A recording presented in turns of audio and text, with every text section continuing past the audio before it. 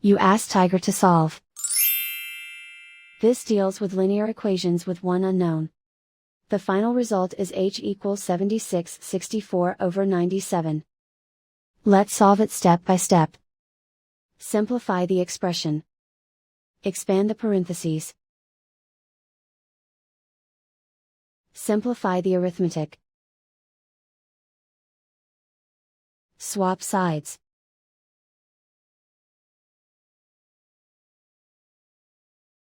Group all constants on the right side of the equation. Subtract 7,566 from both sides.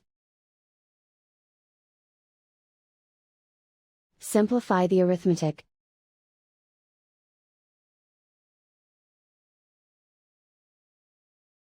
Isolate the m. Divide both sides by -97. Cancel out the negatives. Simplify the fraction. Cancel out the negatives. And so the final result is h equals 76/64/97.